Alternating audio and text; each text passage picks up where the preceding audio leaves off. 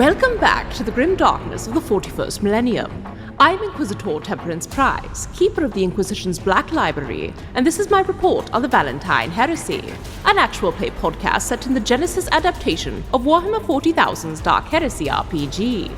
This report features Game Master Tom McGee and players Ryan LaPlante as Inquisitor Lucius Valentyne, Tyler Hewitt as Attikus Viz, Del Borovic as Morgan Rolls, and Josh Halbot as Gideon Vega. My report shows that the Inquisitorial band are making their way to the Filth Lord. Gideon survived his perils of the warp and protected his allies. Morgan distracted the Marine with sniper fire. Attikus killed his third Astartes opponent. And Valentyne realized Attikus might be an Imperial Saint. Will Origath help them get off planet, or will Pustulus prove to be their downfall? Find out next in this episode of the Valentyne Heresy. Elmstad, my dear, since you seem so insistent on not leaving this place you've built for yourself, allow me to find a better use for both it and you. Stand right there, would you? All right, friends, get to work. The Filth Lord, Pustulus. You're standing in the control room of the main tower of the Dreaming City, and you have just managed the impossible. You've killed a plague marine. Attikus, you've added a third notch to your marine killing belt, and are well on your way to sainthood, a revelation which has blown Valentyne's mind in the midst of this horrific scenario, but is also deeply ingrained in his faith and now the mission. You enter this room in order to make your way up to the web gate that you've been informed is inside this tower in order to make your jump to the Black Library, the next step on your journey to Terra, in order to save the Emperor from the cabal that has arrayed against him. It was a bit of a rough fight. There were some... I was going to say messy successes, but that's a different game. There was some perils with the warp. There was a lot of fire. There was a lot of Space Marine. There was an attempted corruption of Attikus, not understanding that our boy can hold his breath for 1,000,000 years and also has robot lungs. But, that's what the Plague Marine gets for not listening to previous seasons of the show. But you managed to successfully take the room. You've had a moment to regain some strain. And your new compatriot, Origath the Plague Bearer, has joined you on this floor, having murdered his way up after you opened the door, and has informed you that the Warp Gate and the Filth Lord Pustulus are above. So he kind of looks generally at all of you, even though, again, with his sort of rapt eyes that are still kind of leaking behind it. I always think of this a little bit like... Eris Morn in Destiny, who's got like constantly weeping, greenish glowing eyes. So he's got the skull mask, but behind them you can see the wrapped eyes and the constant kind of plague and decay going on. And he says, "The Filth Lord will be with the gate. I've never been allowed up there, and no one speaks of it. It is a holy place to both the Filth Lord and to..." And his voice catches as he says it, but "Grandfather Nurgle. This will not be an easy task. Make whatever preparations you need, and then we will take the lift up. My sword stands ready, and my soul is tired. I yearn for this." I believe the strategic question at this moment is who should carry Trin Rakai. Colonel, we know that you will be engaging in combat, so perhaps, though you are the strongest, we do need you to cover the rest of us. Obviously, Gideon will be taking on the same role. I would suggest perhaps you two need to remain limber to be able to engage in combat, and then make your way to the gate once it has opened. Well, I can manage either way, sir, but I understand the keeping the key over here intact being quite paramount at this point, so... I'm honestly more concerned about the fact that he may be engaged with the gate for some time, which means I don't think you are at your best standing next to a gate for an entire combat. I see, yeah, I understand that. The question is, Morgan, we don't know how deep this room is, how much we must travel within it. Covering fire from your sniper rifle is obviously of great import. At the same time, if enemies come closer, that can be tricky for you, and it could leave you in an overwatch position furthest from the gate if you were to take one up. Do you believe you would be of most use carrying Trin Rakai, making your way to the gate and relying on us to cover you, or would you rather be covering us? Morgan's going to take a moment to think, and then Toby's going to fly over to Trin Rakai and see if he can pick it up.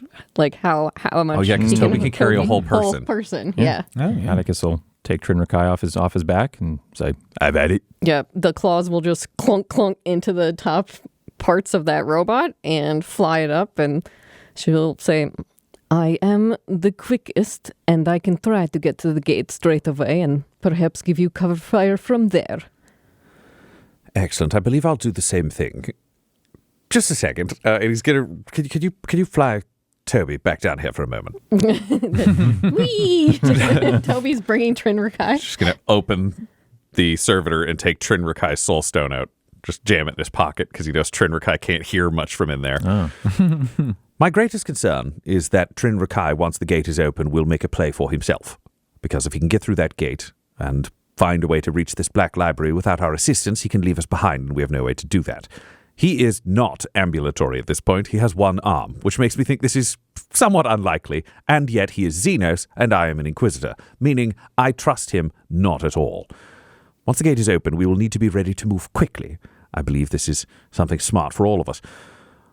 Origath, we reach an interesting question for you. We are making our way through the gate. We are moving forwards in a way that could save the Emperor. Obviously, you have sworn an oath of vengeance against the Filth Lord. At the same time, another sword added to our quest could be the difference between success and failure. If you have to choose, what would you? And you can see him kind of like tense a hand around the hilt of his sword, as though fighting an internal battle. And he says, "The idea of joining a crusade to protect the Emperor is one of great value and interest to me. To think that perhaps I could have value at the end of all of this is tempting. But Lord Inquisitor, I am born of Nurgle." And he kind of holds up his arms and he says, "Even within the elevator we take, you must not breathe, for my very presence is a threat to you and your mission. It is best that I die here on this planet, killing the Filth Lord and all of his minions. It is best that I remain to ensure that what lives in me cannot be spread further." All right. Your life is your own coin to spend in the Emperor's name. Spend it well. We'll keep an eye on Trin Rakai. Morgan, I will follow you towards the gate so we can hold the position there. Attikus, I trust you to make the decision on whether or not the assault should be more ready or more defensive around the warp gate. We need to keep anyone trying to stop us away from it. Yes, but sir. We must be ready for a speedy withdrawal. Right. Understood, sir. Interrogator. Well, Trin Rakai is out of the room. He's pretty handy. Fixed up my arm. Someone else tried to fix up my arm once upon a time and completely shot it down. With one arm attached to Toby, he might be able to do something, I don't know, tricky. Keep an eye on that. He seems pretty good with machines. No, that is a good point, though. He may need that arm to activate the warp gate, perhaps. I'm just saying it might make him, what'd you call it, ambulatory. You might not have your bird anymore, it might be his. I don't know what he can do, he's a little freak. No, that is a good thing to be warned about, Colonel. Though I do believe it is a risk we may have to take. Agreed. We also have Jeffrey with our party. He shambles forward, doffs his cap. I would suggest bringing Jeffrey with you, Colonel, as well as Gideon. Not if stealth is required, to be clear. Please leave him behind. But at the same time, sometimes it's useful to have a body to use as a distraction or to allow for an extraction. I also want to be clear, Colonel, between you and I, this is not the time to sacrifice yourself. The only time sacrifice will be acceptable is if the entire party can be lost. I fully expect you and the rest of us to be exiting this place. No losses, right, got it. Thank you, sir. Thank you for clarifying, sir. That is always on Attikus' mind. It's like, I'll die for this. Fuck it. Yeah, that's like Valentyne I'll die for whatever. Because Valentyne's greatest fear is like Attikus sacrificing himself and sending Gideon forwards. Because once we're clear of the demon world, Gideon is useful, but not the same level of, oh God, more important than other companions as he was on the demon world. But Gideon doesn't know that. He Exactly. doesn't need to know that. But Valentyne also knows Attikus lives in military mode of like die for the people next to you, and Attikus is the hammer that can kill a space marine. So Valentyne does not want Attikus to throw himself away to get everyone else through the gate. Yes. Valentyne values his own life more than Attikus, but that's all. And that's just in terms of the mission. Yeah. Alrighty. I believe at this point, unless anyone has any last words. I think Gideon would just go over to Origath quickly while these kind of conversations Don't get too close to him, Gideon. Yeah, at a reasonable, maybe over the comm beat. Like, Smarter, Gideon. Yes, choose your own channel. And he just quickly goes, Origath, I don't know if I will have the chance to say this before we leave this place, but I just wanted to thank you for your advice earlier. It has made a tremendous difference in what I am able to do and how things have taken place so far. Thank you. And he kind of like, he's got the sword point down. And between this and what Valentyne just said to him, he kind of like slumps against it, and you kind of see him shudder a little bit. And he says, I have been lost in this world for so long with so little, but my quest for vengeance and my pain and my memories of all that I have lost and all those I have failed to have value now, here, beyond just this blade and this contagion. I do not quite know how to process that. It is times like these I wish that my tear ducts were not so full of poison and bile, for tears would be a welcome gift. Thank you. You will have a hard road, I suspect. But if you can show kindness to one such as me at a moment such as this, you will do fine. Do not lose yourself to the warp. You could become like I am, but with flame instead of poison. Keep careful hold of your center. For me, it was rage and loss. You will have to determine what it is for you. Also, if you find a demon lord you want to kill, it is a good way to get up in the morning. I can tell you that. He just nods and heads out. Yep. Valentyne turned to Morgan and say, Interrogator, you know your value. You know you stand as an Imperial hero. Colonel. Yes, sir. You know the same. Gideon, you have proven to be tremendously powerful. The gifts the Emperor has given you, we know must be holy because they have been turned against the enemy and not against us. You may not know it. Morgan sighs. That's They're both singed. but that is nods like, yeah, no, this has been Valentine's great. opinion Yeah. is like Yep. it killed Nurglings. If you because not that anyone would know this in this party, but like the Inquisition's understanding is that no one is innocent, and better that 100 innocent people should die than one guilty person go free. So Yeah. burning Nurglings, but also Morgan. Yeah. Great. The burning healed her again Sure. afterwards. Yeah, it's You can true. burn people back to hell. You are truly the lord of your house, and it may come to the future that if there is some piece of Greybridge left behind, it will need a governor on an ongoing basis. I don't believe the colonel wants to take up that role on a permanent position, so Indeed, I do not. I will keep that in mind, Lord Vega, perhaps the last son of Greybridge, as we move on. Origath, you have a name chosen by the darkness, but undoubtedly you had a name before that began. What was your imperial name? And he, like, smiles sadly at you and says, that is one of the many things Grandfather Nurgle took as my brain began to rot. I remember faces, I remember the names of those I have lost. But when I think back to who I was, I cannot see. What name would you give me, Inquisitor? Gideon. What's the name of the finest person you knew on Greybridge? The the most stalwart, the most capable, the most indomitable. And Gideon's going to think back to the people that he knew on Greybridge, because the sort of like upper crust he didn't really love, and everybody else he I don't think he had the same thing. He was close with his mother, but he doesn't want to give her, and so he thinks of the only person and the only consistent connection that he's had, and the person that's been with him the longest. And he looks back and he goes, Jeffrey. Your name shall be Jeffrey Schwarzenberger, a true hero of the Imperium. That name will be inscribed in the Inquisition's halls after your sacrifice this day. And, he's having the same problem Attikus did, where, this is just not, he's not built for this. This was a man, burning the wick down, and now everyone's like, yeah, we'll remember you, and you've helped us, and, you're a real hero, and it's just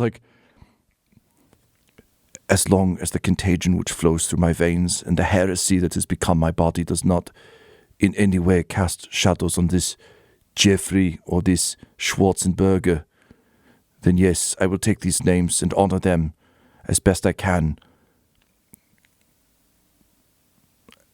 I did not wish to be remembered, but if you want to remember a Jeffrey Schwarzenberger who did the things I will do, and is not this, that would be a comfort as I enter the void, and as Nurgle eats my soul. Then lead us forwards, Master Schwarzenberger, and know that your soul will be shriven and you will be able to enter the Emperor's heaven. And as he takes a step forward, he pauses and he says, please, to my friends, it is Jeffrey.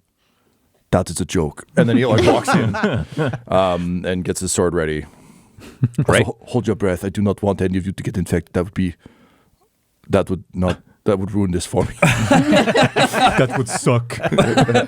Yep, Valentyne would just stride on board the lift with a moment of trepidation because he really wishes it was stairs. He hasn't had a lot of great elevator times. Oh, yeah. You have Schwarzenbergers. He chose Schwarzenberger because he got out of that elevator and Schwarzenberger died defending him and Attikus, so it checks out. He's giving a little bit of fate to the name. Is Attikus peeing on rags for all of us? Except for Attikus, who's just Valentyne's got his refractor field up and active, so he can hold his breath within that. Inquisitor, are you going... Just a second. He steps back out of the elevator. Are you going to keep... I will hold the door. Pressing the door open button. Yeah. Attikus is just in there, just holding the hand on the elevator, just waiting. Well, just trying to keep track of things. Are you going to keep Trin Rakai in your pocket or until we get to the gate? Oh, no. That's a good point. And he'll put the spirit stone back into the bird so Trin Rakai turns on. All right, now we're ready to go. Oh, can I fly now? Well, this is nice. This is an upgrade. Good job, team. Oh, he can just run his mouth in this elevator and we all have to hold our breath. Son of a bitch. I gave up. Yep, we're all just holding breath now. So Right. The music is playing. Yeah, but it's like Nurgle speakers. So it's just, it's like a warped record. Wet. It's an old fart. Yeah, Origath is just like, you must forgive the music.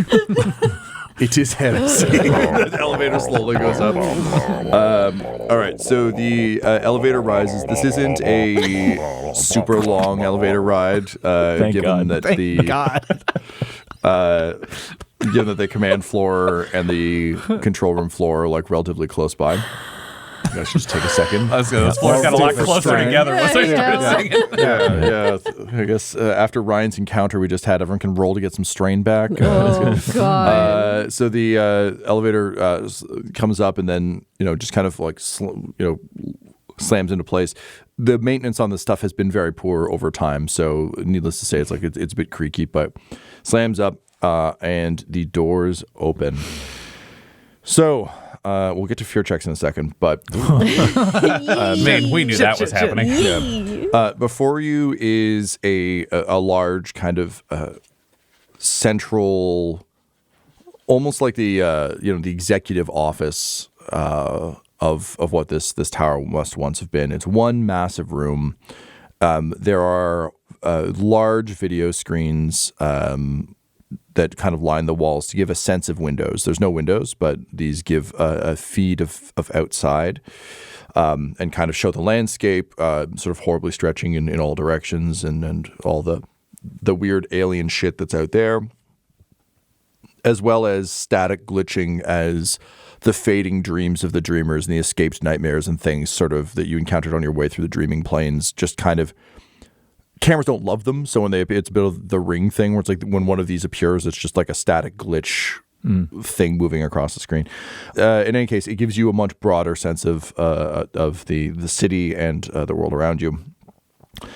In the center of the room, where the warp gate is located, is a massive bulbous tumor. This thing is stretched thin skin. It is undulating and twitching. And you think you can see a hand that has been kind of expanded out at one point, and looking kind of as your minds contemplate the horror of this. You almost think you can see a face stretched across the top. Above it is one of the Nurgle sprayers from downstairs that is just constantly hosing this thing down with the goo. It is surrounded by plague sorcerers, so just like wearing goopy robes rather than robes, it's just like horrible hanging like mucus and shit, and they're muttering magic and stuff. These are the guys who make the blight grenades and other things. Nurgle's not huge on magic, but they've got some, and the four of them are kind of like muttering horrible guttural, it's all like throat clearing stuff, it's all like phlegmy and throat clearing, as they continue to kind of work magic on this horrible shifting tumor. To the left and right of the giant central tumor are what would have once been clearly like champions of some sort, big, hardy soldiers who have the crest of Nurgle carved into their chests. They have, open sores and things on their arms, but otherwise just look like giant gladiators, basically, that Valentyne you'd recognize as Daemon Host. Mm-hmm. So their eyes are glowing. And actually, Gideon, with your psychic powers, you'd also see that like the very much like humanoid shape, and then you can see just ethereal energy burning off of them.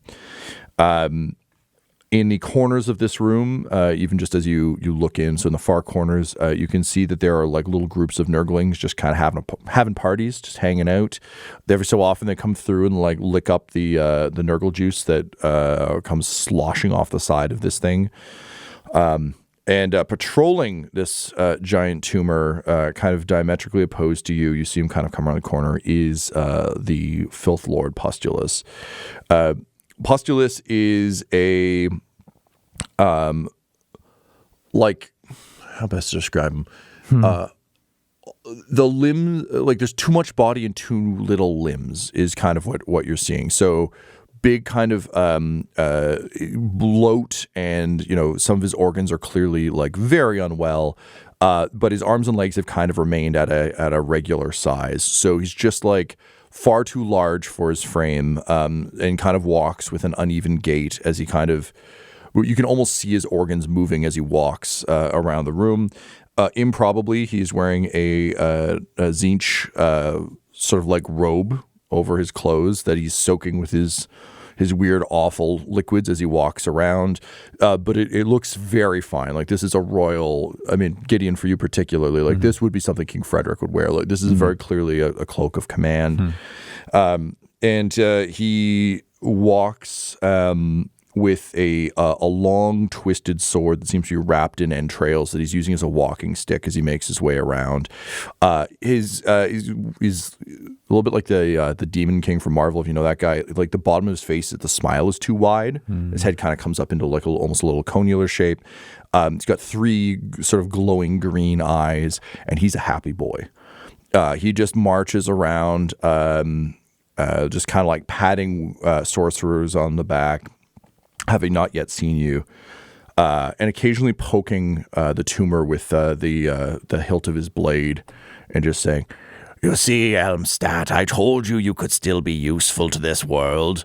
And then he like hawks up some bile onto it and says, "You rub that in." And one of the demon hosts walks over and rubs it in. And then he stops and he looks at the door and goes, "Oh shit! Let's get some initiative." Ooh. Man. I think I need to know again. Vigilance. Thank you. Whoo! Valentyne, 2 success, 2 advantage, and a triumph. Oh, Buddy. Chill out. Attikus has 4 successes. Okay. Gideon has 3 successes. Oh my. And in order, Morgan has 2 successes, 2 advantage. Okay, and I don't need to roll Trin because he's on He's Toby, gonna which move, moves and on your. Toby's just gonna stick on with your me. order, and I've got Origath already. Okay, so Ryan, let's talk about this triumph for a second. Yeah. So, Is there a gate in this room?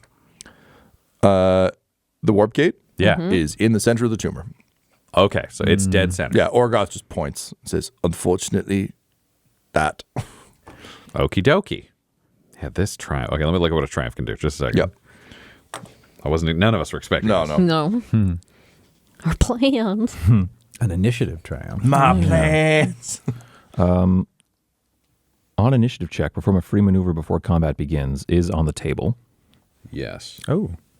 but I'm sure we could find other uses for it too. Tom, I got a pitch for you. It might be too much. It's up to you. I can't give you the warp gate opens and you walk through it. My maneuver is Black Library. I hadn't even thought of that. No, what I would pitch is there's the ability to do something vital that changes the balance in the scene. Mm-hmm. If Valentyne, just before combat breaks out, kind of as everybody's bracing forwards, it's just the bolt pistol was already in hand. It's up.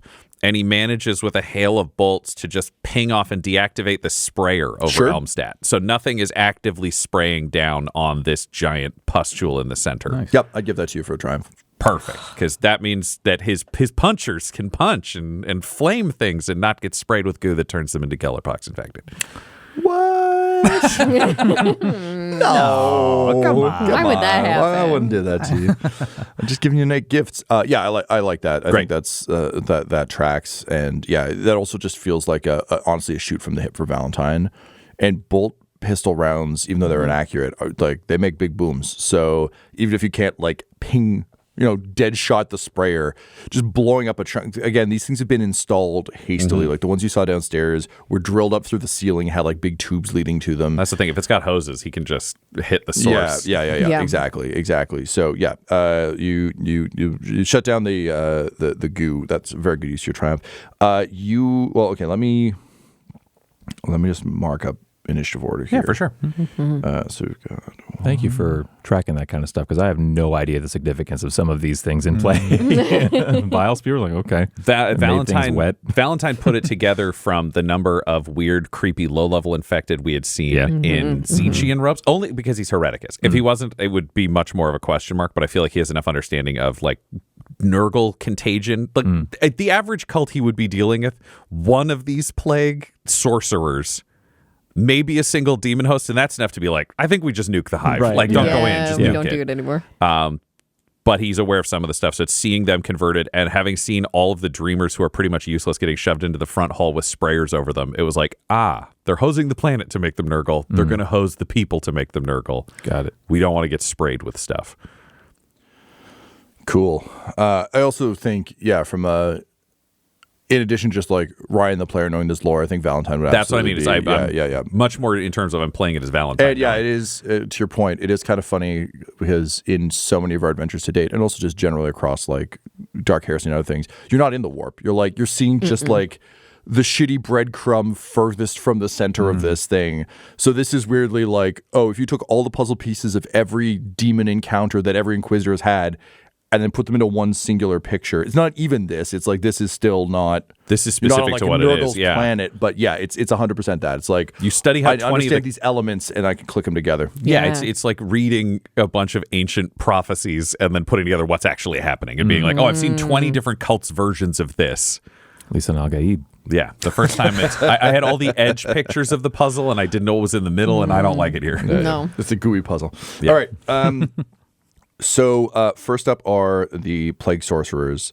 They seem they notice the lack of spray, but just continue to kind of gurgle their chants and move their hands around, and you can see the tumor kind of undulating and twisting and growing in size, and it's clearly an unpleasant process for Elmstadt. Surprise, but it just kind of continues to expand outward and twist. But that's literally their whole thing. They're focused on that.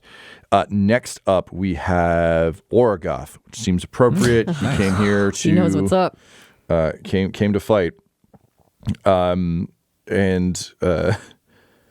he kind of like looks just before, like as he like raises the blade in kind of the again, he's doing a lot of the anime Final Fantasy run shit where it's like blade out, hand up, and he turns over his shoulder just to you, Valentyne, and says, "I think I will take a page from your book, if I may, Inquisitor."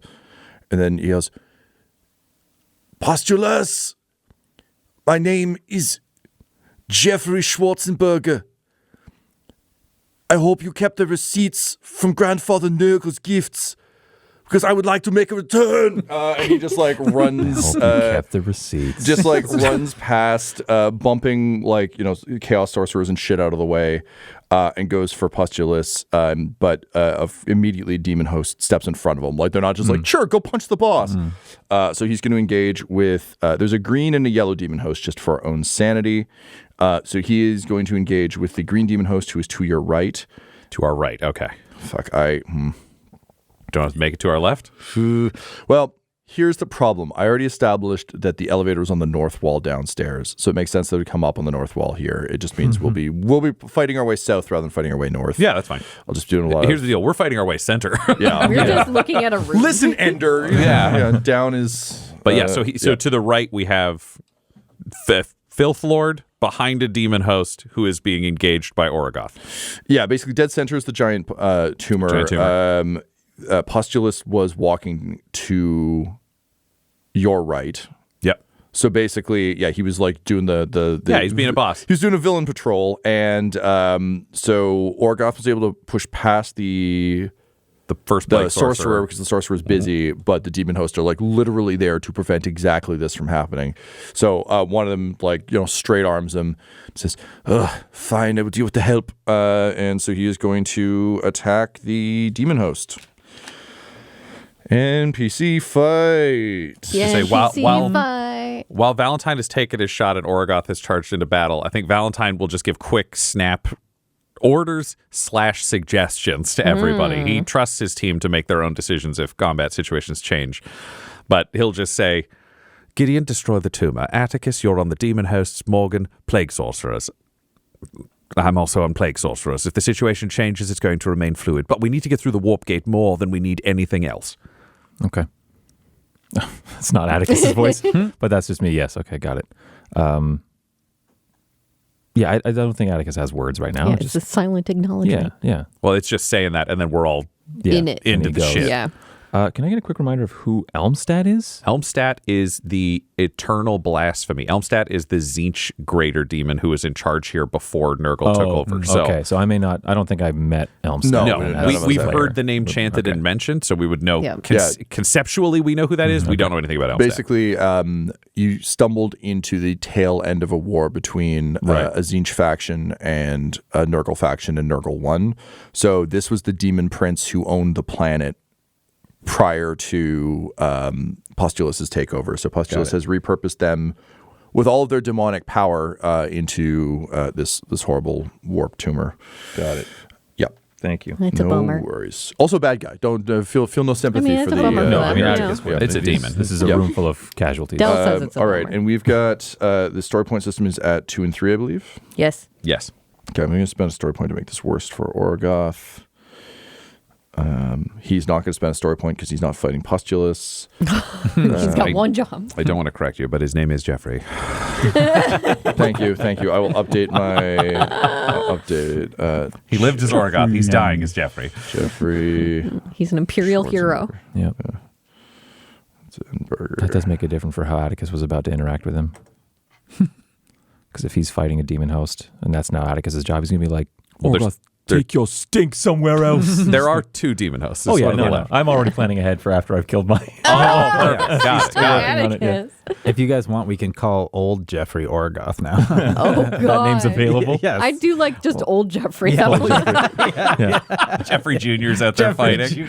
Bad Jeffrey. JJ. Bad Jeffrey. BJ and Parts Jeffrey. It's Okay. so brutal to be Jeffrey for so long, and then someone else comes along, and now your name is Other Jeffrey. It's very rough. I mean, it tracks with his entire experience of existence. He's got to this other point. face. So like it's good. But it was a compliment at its core, I think. He was, It you just know, took not his to name Jeffrey. from him. not to, yeah. You mean Gideon started with a good intention thing and then something horrible happened to someone he cared about? What a twist. you know. Ouchies. Yeah.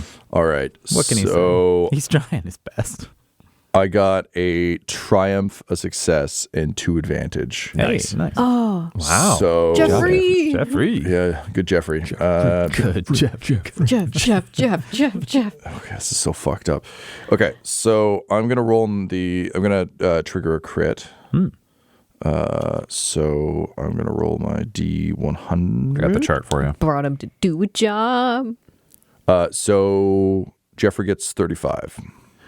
35. The target is staggered until the end of their next turn. Oh, we love staggered. All right, and staggered. Can you refresh my memory? It's a big do nothing, I think. I gotta if look it. recall. I gotta look it All up. right, we're gonna look up to the rules, I don't have but staggered.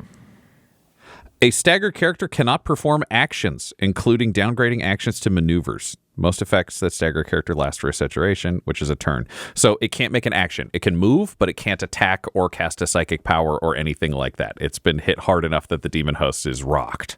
Awesome. Rock'em Socko. Yeah, so I mean that tracks with kind of what we've seen. We'll say it's like Origath runs in with Jeffrey. Thank you. Jeffrey Schwarzenberger runs in, slams the sword into the side of the demon host, and then just like psyker blast its head. So it's like Rings his bell. like it takes the hit to the side and is doing the classic like Frankenstein monster thing, just like reaches down for the blade and then doesn't see the hand until it's too late. And just like rocks the head back. Gideon, you see the demon head and kind of like the Doctor Strange soul punch thing, like the demon head psyker thing kind of like slide out of the back of this thing's head before slamming back in. And it roars in rage. Almost got evicted. Is this the green one or the yellow one? Just for me to This track. is green. Okay, so Green, it's who's to your right. staggered. So now I got to deal with damage shit, which is going to be kind of weird. So I've got the success from the triumph and a success. So that's 2 on top of what I'm already doing, which is 7. Doesn't hurt it. Does not get through. That womps. Fuck. These guys are so hardy. Yeah. So hits it, blasts it, and the thing just like tilts its head, looking at him, and Origath goes, "Oh shit." Origath would not have been afraid. Jeffrey knows fear. Okay, so that's that bad time. Oh, yeah, we already rolled the crit. And then I can use the triumph for something. I think I'm going to use the triumph to disengage and charge Pustulus. I think Stagger the demon host. Or Get in with the big past. yeah, that makes sense. Yeah. Jeffrey Schwarzenberger, nay Origath, is going to like that's his whole goal. And I think also hitting this thing and getting nothing. To be clear, he always expected he would like die en route to Pustulus, so this isn't unexpected, but it's the play's got. So yeah, he'll say his line about knowing fear, and then just shove past the demon host and sword up, rush Pustulus. So I'll say he gets up to him, doesn't get to attack him with the triumph. He just gets to disengage and move. Yeah, he gets a free maneuver. Yeah, great. Okay, cool. So that's that. So green guy is staggered, but unharmed. He is charging Pustulus. So that was Jeffrey Schwarzenberger, Origath, McGillicuddy. Next up, we have Attikus. Then Attikus, I think, is going to follow in Jeff's wake. He's been assigned to take down the demon host, so start with the one that's been even a little bit weakened. Sure. He's going to run up to green guy and lay into him with a big old power fist. Sure. You run up, and the demon host, like, is looking at where Jeffrey just was, and then he's a little confused and like looks down and just assumes you're the same guy. Like he doesn't know. He doesn't understand how this shit works. Probably going to hate saying this, but there was talk of fear checks. Oh, you're right. You're right. Sorry, everyone. No. I don't know why you're sorry. I was going to mention It's the real. And Orgoth, if you hadn't said it right then, I was going to bring it up. Orgoth didn't need it because he lives here. He's just like, all my relatives are terrible. I'm used to this. Yeah. Okay. So I think. Do you want us to just roll them all now, Tom, if we're all afraid of things in this room? I'm almost inclined to say you need to roll for whatever you're wrestling with at any given time. Because basically there's so much, everything in this room causes fear. So I can make you roll checks for the sorcerer. Like basically They're the all problem is different I don't want you to sources. have to track everything. So maybe it's best to just do it as like, if Attikus is charging Demon Host, roll for Demon Host. If Attikus goes after Pustulus, he has to roll for Pustulus. If you guys go after, because they're all also different numbers. Yep. And then just for our brain tracking, if we were afraid of the first thing, are we afraid until it's dead? Are we afraid through the whole scene as we engage with other targets, like for the stacking setback? Let's see what the setback is.